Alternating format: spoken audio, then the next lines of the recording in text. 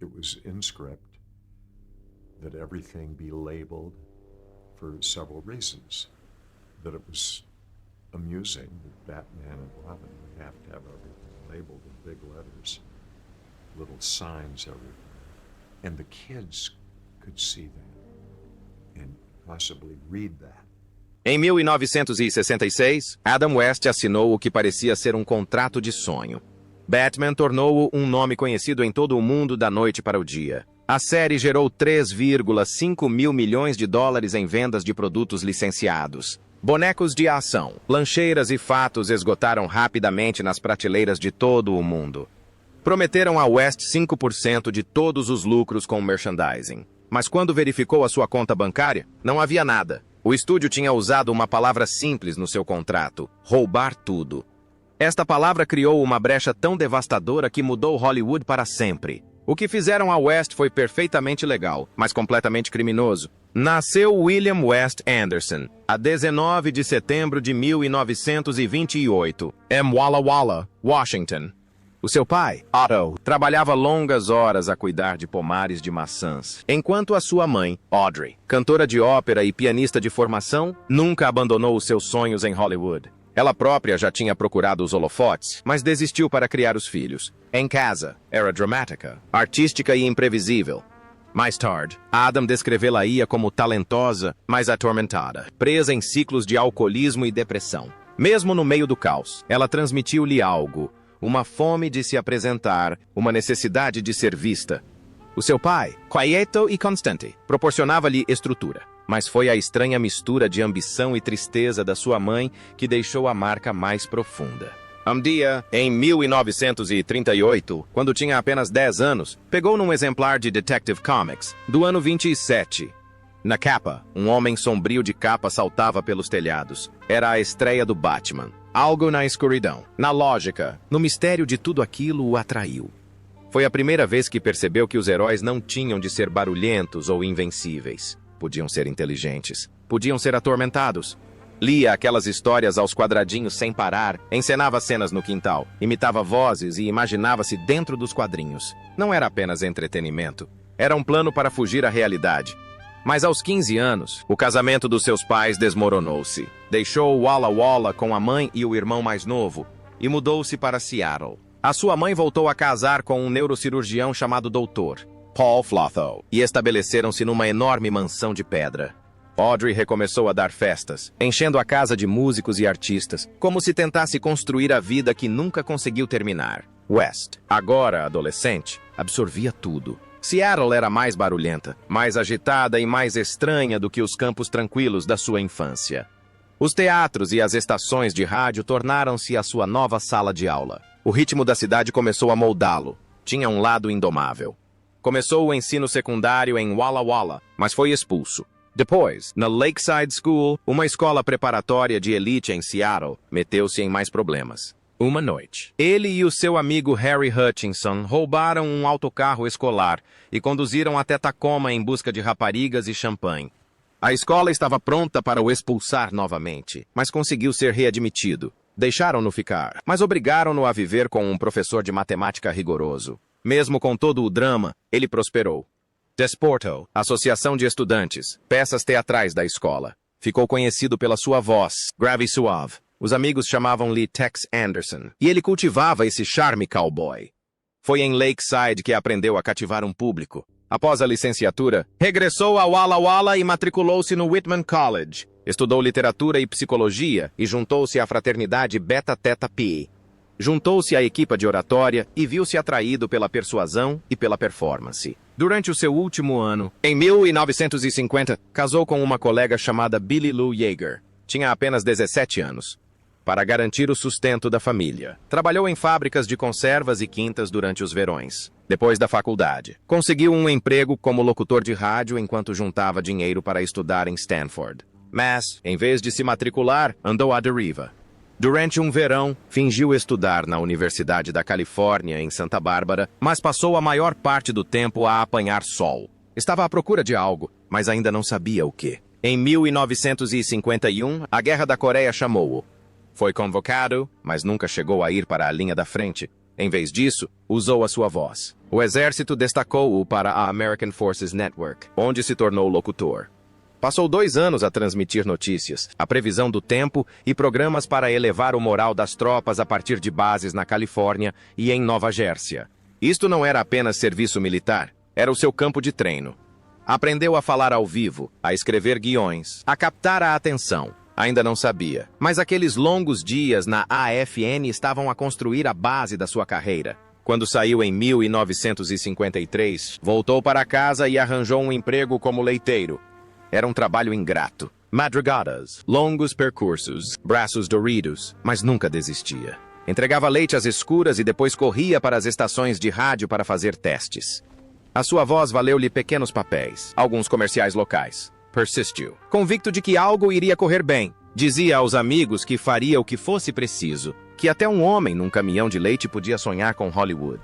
Em 1954, estava pronto para um salto maior. Fez as malas e mudou-se para o Havaí com Billy e os 2 filhos. Aí, conseguiu um emprego como ator secundário no The Kenny Popo Show, um programa infantil peculiar que apresentava um chimpanzé chamado Peaches. West improvisava sketches no ar, fazendo piadas de improviso e falando com crianças através do ecrã. A produção era pequena, mas as gargalhadas eram genuínas. Em 1956, tornou-se o apresentador e ganhava $50 por episódio. Aquele dinheiro não chegava para grande coisa, mas os holofotes começavam a encontrá-lo. A sua confiança cresceu, e o público da ilha adorava o seu timing, a sua voz e o seu charme imprevisível. Em 1957, com um pouco de sucesso já alcançado, mudou de nome. William West Anderson tornou-se Adam West. Ele precisava de algo memorável, algo com ritmo. O novo nome combinava com a imagem que ele queria projetar. Classico, robusto, algo misterioso. Nesse mesmo ano, o seu casamento começou a ruir. As viagens constantes entre o Havaí e Los Angeles tornaram-se insuportáveis.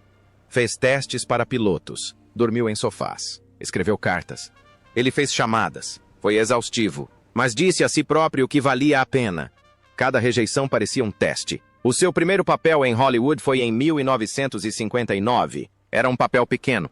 Interpretou um espectador num tribunal no filme Os Jovens Filadelfianos, protagonizado por Paul Newman. 2 dias de filmagens renderam-lhe $200, mas usou esse crédito para conseguir papéis em Bonanza e outros westerns. Encontrou o seu nicho interpretando jogadores espertos e foras da lei. Entre 1959 e 1961, interpretou Doc Holliday em 3 séries diferentes. Sugarfoot, Colt, 45 e Lawman. Não eram papéis de destaque, mas o público reparava nele. Tinha uma forma especial de interpretar as falas que as tornava memoráveis. Ele estava a construir algo. Em 1962, conseguiu finalmente o seu primeiro papel principal num filme, Geronimo, um western filmado no calor escaldante do Utah. West interpretou o Capitão Starbuck, contracenando com Chuck Connors. Recebeu $5.000 pelo papel. Foi o máximo que já ganhou. As filmagens foram exaustivas, com 6 semanas de queimaduras solares e poeira, mas provaram que era capaz de suportar um filme. Nesse mesmo ano, interpretou um vilão encantador em Perry Mason e um alienígena misterioso em The Outer Limits. Em 1964, já não estava preso a um único tipo de papel. Podia fazer comédia, ficção científica e drama. Conseguia entregar-se completamente aos papéis, mas Hollywood era volúvel. Em 1963, conseguiu um papel em Soldier in the Rain, uma comédia dramática com Steve McQueen e Jackie Gleason. West interpretou um sargento excêntrico. Estava orgulhoso do trabalho, mas o filme foi um fracasso. Arrecadou apenas $1,5 milhões contra um orçamento de $2 milhões. Pior ainda, West gastou $1.200 para se mudar para Los Angeles para o papel. O fracasso deixou-o endividado. Esforçou-se para conseguir participações especiais em programas de TV para se manter à tona. Continuou a tentar, sempre a correr atrás, sempre a um papel de distância. Em 1964, Adam West viu-se sob o sol escaldante do Vale da Morte, na Califórnia, onde foi escolhido para o papel do Major Dan McCready em Robinson Crusoe em Marte. Era um filme de ficção científica modesto, com um orçamento de $1,5 milhões, e durante 12 semanas seguidas, West e o seu colega de elenco, Paul Manty, viveram em cidades próximas, conduzindo pelo deserto todos os dias para filmar cenas que exigiam coragem. West recebeu $15.000 pelo papel. Não era um trabalho glamouroso, como ventos quentes, areia infinita e chamadas ao amanhecer, mas ele entregava-se a tudo com uma determinação silenciosa. A sua personagem morreu no início do filme, mas a sua breve participação deixou a sua marca. Os críticos elogiaram o seu realismo, referindo como a sua interpretação séria ajudou a dar suporte a uma história que envolvia ferver oxigênio em rochas e fazer amizade com um macaco. Os efeitos práticos do filme foram criados com maquetes feitas à mão e miniaturas reutilizadas de A Guerra dos Mundos, um toque do realizador Byron Haskin, que sabia como fazer com que algo pequeno parecesse imenso. Anos mais tarde, filmes como Perdido em Marte, The Martian, também utilizariam alguns destes mesmos conceitos de sobrevivência. Apenas um ano depois, em 1965, West regressou aos ecrãs com um tom completamente diferente. O filme Os Foras da Lei, The Outlaws, reuniu-o com os três estarolas no seu último filme. O orçamento foi de apenas $500 mil, mas arrecadou $2 milhões nas bilheteiras. West interpretou Kenneth Cabot, um delegado atrapalhado envolvido numa série de situações cômicas e de slapstick. Improvisou grande parte da sua atuação, levando tartes na cara e correndo com cavalos por cenários poeirentos. Nos bastidores, porém, apercebeu-se de algo estranho. Os três estarolas, conhecidos pela sua loucura, eram surpreendentemente sérios quando as câmaras não estavam a filmar. Certa vez, Moe organizou um churrasco e brincou sobre o facto de servir carne de búfalo. Era esse tipo de ambiente. A energia de West combinava perfeitamente com o estilo metalinguístico e autoconsciente do filme. Anos mais tarde, os fãs considerariam este um dos seus papéis mais encantadores. Nesse mesmo ano, 1965, West recebeu uma chamada que poderia ter mudado tudo. Foi convidado para uma audição para o papel de James Bond, depois de Sean Connery ter desistido do papel. West viajou para Londres, leu excertos de Thunderball e saiu de lá de mãos a abanar. George Lazenby acabou por usar o smoking. Mais tarde, West descreveu a experiência como humilhante. Não só feriu o seu ego, como também redirecionou a sua carreira. Deixou de lado a tentativa de se tornar uma estrela de ação clássica e dedicou-se a papéis de personagem. A perda do papel de Bond não doeu para sempre.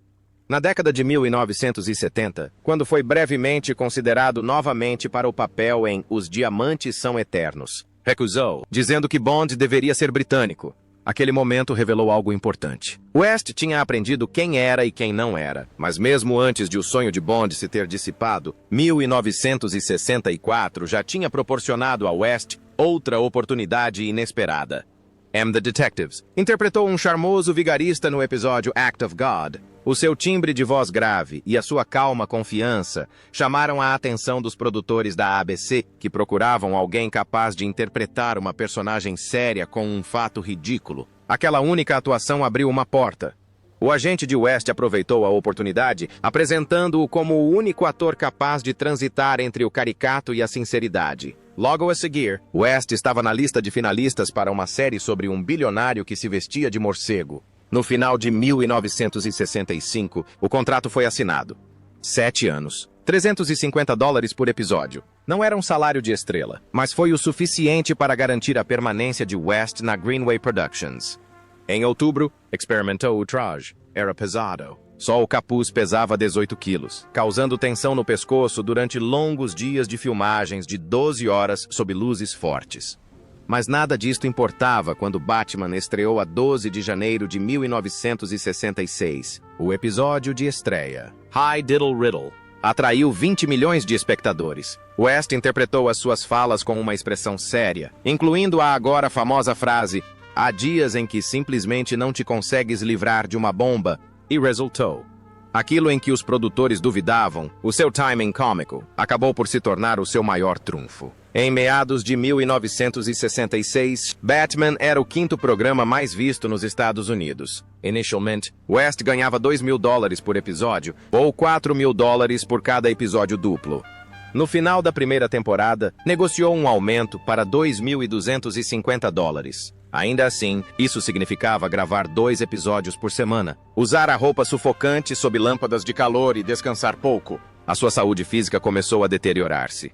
A máscara limitava os movimentos do seu pescoço, transformando cada cena de ação numa batalha contra o desconforto. Eventualmente, o seu salário igualou o de Yvonne Craig, que interpretava a Batgirl. Mas Burt Ward, que fazia de Robin, não teve a mesma sorte. Começou por ganhar apenas $350 por episódio.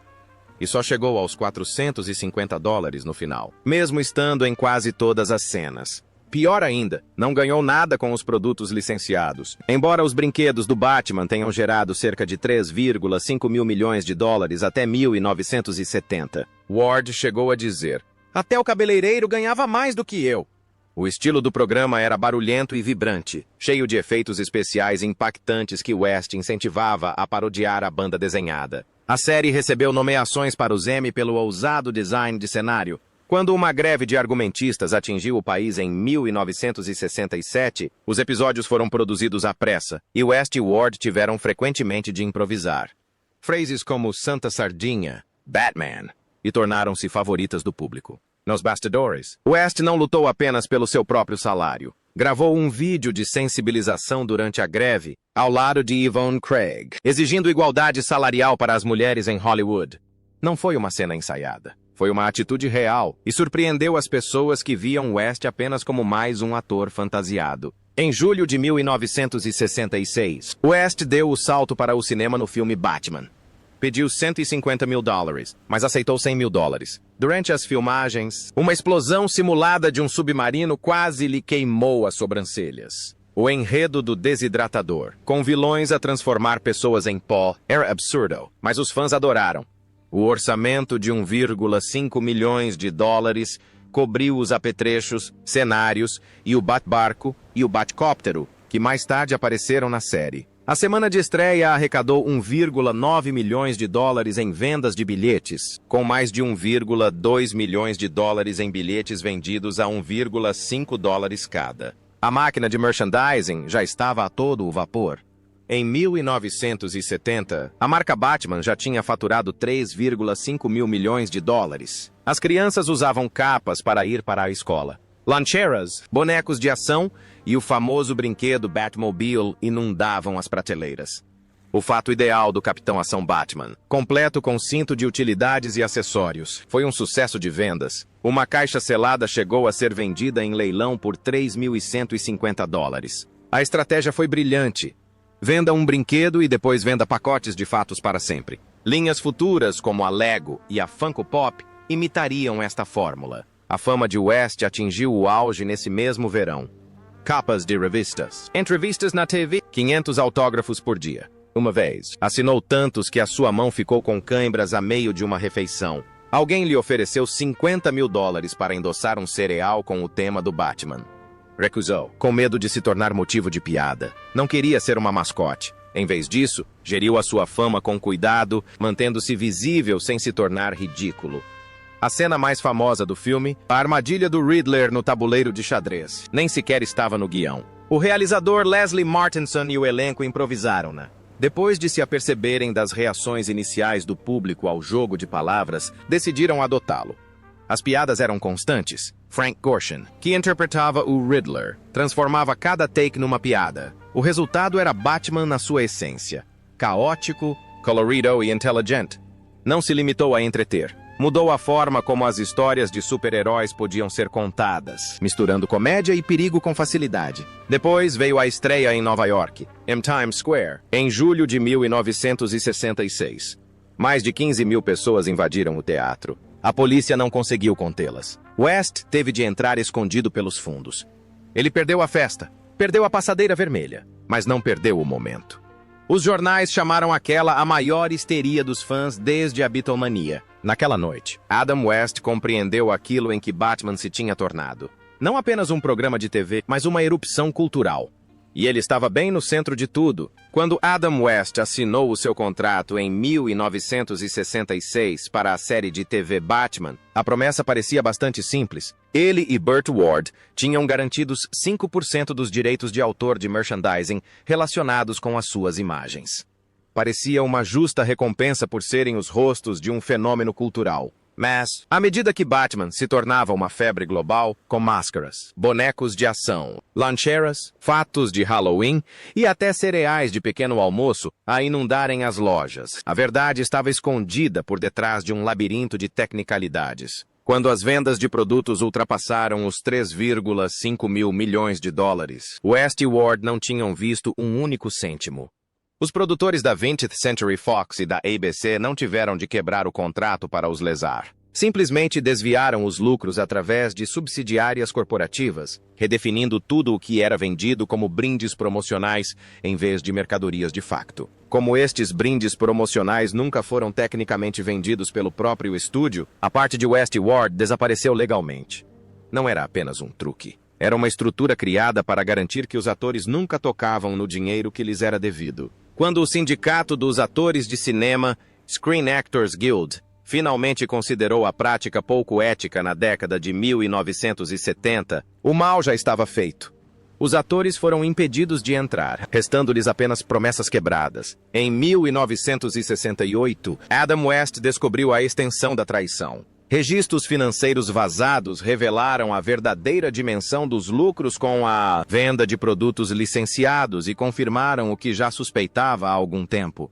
Furioso interpôs um processo de $1 milhão contra a Greenway Productions, mas a justiça foi feita discretamente. O caso foi resolvido fora dos tribunais. O valor era confidencial, mas fontes confirmaram que era inferior a $100 mil.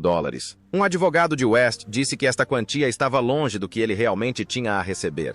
Não era apenas o valor que doía. Foi o silêncio. O acordo enterrou a verdade sob estrita confidencialidade. West ficou a carregar o fardo, sabendo que tinha sido enganado e instruído a seguir em frente. Depois veio o golpe que reabriu a ferida. Em 1989, durante um reencontro televisivo para o programa The Late Show, Burt Ward tornou a realidade pública. Admitiu no ar que nenhum dos dois tinha recebido direitos de autor ou royalties de produtos licenciados após 1970. As repetições estavam por toda a parte. As estações de TV faturavam milhões. Mas em West e Ward, cada um recebia um cheque anual de apenas $5 mil. O público riu sem jeito, mas West não sorriu. Mergulhou numa depressão silenciosa que durou anos. Deixou de frequentar eventos relacionados com o Batman. Afastou-se da própria figura que um dia o tornara um nome conhecido por todos. Não se tratava apenas de dinheiro. Tratava-se de dignidade, de ser descartado.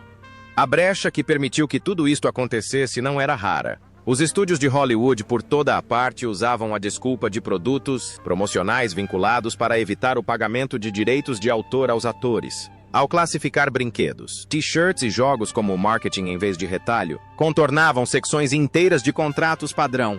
Esta prática não era apenas uma manobra contabilística inteligente, era uma exploração deliberada e estratégica. E para atores como West e Ward, isso significou anos de trabalho não remunerado, enquanto os executivos recebiam bônus.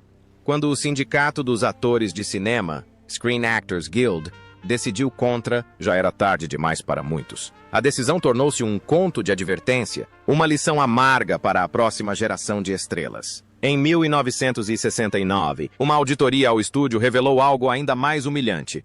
Apesar de ser o rosto de um dos programas de televisão mais populares, Adam West recebia apenas $2.250 por episódio na terceira temporada. A auditoria mostrou que este valor representava apenas 10% do que a sua fama pública tinha gerado para a estação. E não se tratava apenas de ele ser mal pago. Estava também a ser taxado pela sua fama. Devia dinheiro pelo reconhecimento que veio com o Batman, reconhecimento que enriqueceu outros, mas deixou-o com a conta. Eventualmente, teve de vender a sua casa em Hollywood apenas para se manter à tona. Após o fim da série Batman em 1968, Adam West pensou que novas portas se abririam. Mas, em vez disso, fecharam-se com estrondo. O público não conseguia separá-lo da capa. Os realizadores não queriam um herói caricatural nos seus filmes sérios, e os agentes de casting sussurravam que ele era demasiado Batman para um drama realista. West tentou provar que estavam errados. Fez mais de 50 audições para papéis importantes, incluindo o de O Padrinho. Nada resultou. Tornou-se uma relíquia de uma tendência que já tinha desaparecido, e a indústria seguiu em frente sem ele. Um papel tornara-o um nome conhecido por todos, mas esse mesmo papel mantinha-o agora preso numa gaiola. Estava estereotipado, falido e humilhado. No início da década de 1970, a espiral também se tornou pessoal. Começou a beber muito, e cada rejeição magoava-o mais profundamente do que a anterior. Mais de 20 pilotos rejeitaram-no. Aceitava trabalhos de segunda categoria, participações especiais em séries, só para pagar a renda. Em 1972, No Set the Emergency. Ora interpretou um bombeiro desequilibrado, mas estava tão bêbado que não se conseguia lembrar das falas. A cena necessitou de 10 takes. Desmaiou no meio do caminho. Aquele dia expôs não só o quão baixo tinha chegado, mas também o quão destruído se sentia por dentro. Mais tarde, admitiu que estava no seu limite e não sabia se algum dia conseguiria recuperar. No meio deste caos, uma mulher permaneceu. Em 1970, casou com Marcelle Tagan-Lair, uma estilista que não ligava aos holofotes de Hollywood. Viu o homem por detrás da máscara, mas nem ela conseguiu impedir a queda. Em 1974, bateu com o carro no portão de um estúdio enquanto conduzia embriagado e foi detido por conduzir sob o efeito do álcool. Aquela noite abalou-o profundamente. Seguiu-se a reabilitação. Não foi instantâneo e não foi perfeito, mas foi real. Lentamente, sob os cuidados de Marcelle, começou a reconstruir-se, pedaço a pedaço. Mesmo em recuperação, a indústria ainda troçava dele. Em 1976, fez uma paródia a um filme de espionagem chamado O Especialista. Recebeu apenas $10 mil. O argumento zombava constantemente do Batman. West Odio disse que as piadas o faziam sentir-se como uma piada. O filme foi um fracasso e a sua frustração aumentou. Tudo o que fazia parecia uma paródia de si próprio. Participações especiais, trabalhos de dobragem, aparições foleiras. Tudo isto o lembrava constantemente de que ninguém via para além da capa. Em 1980, estava exausto. Tinha feito mais de uma dúzia de participações especiais que troçavam do seu legado. Até o filme O Barco do Amor o transformou numa piada, escalando-o como um sósia de super-herói decadente. 15 papéis semelhantes acumularam-se. Pensou em acabar com tudo. O suicídio tornou-se uma ideia séria. Marcelle interveio novamente. Ela pressionou-o para fazer terapia. Já não se tratava de carreira. Era uma questão de sobrevivência. E dessa escuridão, lentamente, começou a subir. Em 1992, uma faísca surgiu do último lugar por onde esperava, os Simpsons. Dobrou uma versão autodepreciativa de si próprio no programa de rádio Bart. Recebia $20 mil por participação. Mas essa não era a verdadeira vitória. A verdadeira vitória foi que, pela primeira vez, se riu de si próprio. Entregou-se à piada, não como uma piada final, mas com controle. Quando regressou em 2002 ao programa Tales from the Couch, voltou a fazê-lo. Uma frase ficou na cabeça. Eu não sou o Batman a sério. Aquela gargalhada tinha poder. Depois veio o Family Guy. Em 2000, foi escolhido para o papel do presidente da Câmara, Adam West. No início era apenas um papel, mas depressa se tornou o papel principal. Permaneceu no programa por 17 temporadas. A série permitiu-lhe improvisar. As suas frases de efeito estranhas e absurdas tornaram-se as favoritas dos fãs. Frases como, eu sou o presidente da Câmara desta cidade, faziam rir não só dele, mas com ele. Em 2010, ganhava $50 mil por episódio. Ao longo de 118 episódios, não só revitalizou a sua carreira, como se reinventou. Em 1997 e 2004, Johnny Bravo trouxe-o de volta, mas desta vez negociou o controle criativo. Ele não seria apenas uma brincadeira. Dublou uma paródia do Batman, mas cada fala tinha um propósito. Transitava entre a nostalgia e o respeito próprio. Chegou mesmo a dar voz a vilões sedutores para mostrar que não era apenas o Batman, mas mais do que isso. De 2003 a 2008, deu voz a Spriggs Spivak em Os Padrinhos Mágicos. As crianças adoravam-no. Os adultos captavam as súbitas referências ao Batman. Em 2005, foi nomeado para o prêmio Kids' Choice Award. Este episódio, Go Young, Westman, foi para o ar no dia 9 de maio e tornou-se um dos favoritos dos fãs. Interpretou uma versão mais jovem de si mesmo e brincou com os medos da infância. Foi emocionante. Foi uma jogada inteligente. A 5 de abril de 2012, o mundo deu-lhe finalmente o reconhecimento que merecia. Recebeu uma estrela na calçada da fama de Hollywood. Mais de 200 fãs compareceram. Fez piadas sobre os seus tempos de Cavaleiro das Trevas e sorriu sob a luz do sol. A placa dizia apenas Adam West. Esta estrela aumentou o seu rendimento com convenções para $100 mil por ano. As suas aparições totais como Batman nos ecrãs chegaram a 156. Esse número importava. provou que ele era o rosto de uma geração. Mas, durante todo este tempo, algo mais crescia dentro dele. No início de 2017, foi-lhe diagnosticada leucemia linfocítica crônica. Não contou a ninguém, nem mesmo a amigos como Gary Summers. Só 6 semanas antes da sua morte, revelou a verdade. Fez quimioterapia ligeira, mas evitou tratamentos agressivos. Não queria que os seus últimos dias fossem repletos de dor. O seu corpo estava demasiado fraco para combater a infecção. A causa oficial foi o colapso cardiovascular devido a choque séptico.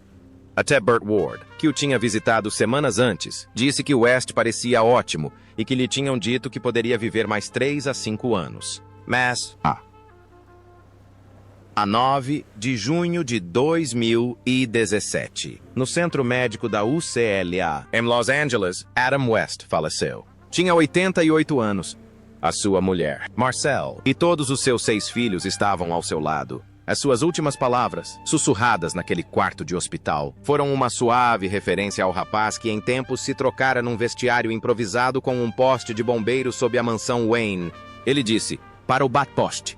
Após a sua morte, o bate-sinal brilhou na Câmara Municipal de Los Angeles. A sua cidade natal, Walla Walla, iluminou a Tori Whitman. A série Family Guy exibiu um episódio em sua homenagem utilizando cenas antigas. Mais de 7 milhões de pessoas assistiram. A hashtag Thank You. Adam West tornou-se um dos assuntos mais comentados em todo o mundo. A série chegou a renomear a Quahog High School para Adam West High. Nessa altura, o seu patrimônio líquido tinha atingido os 8 milhões de dólares americanos, provenientes de direitos de autor e participações em convenções. Mas uma verdade oculta veio ao de cima após a sua morte. Tinha perdido quase 20 milhões de dólares em direitos de autor do Batman. Os contratos da década de 1960 garantiam aos produtores o direito vitalício à sua imagem, mas não os direitos de autor. Cada vez que era exibido um episódio repetido de Batman, cada vez que um brinquedo era vendido, ele não recebia nada.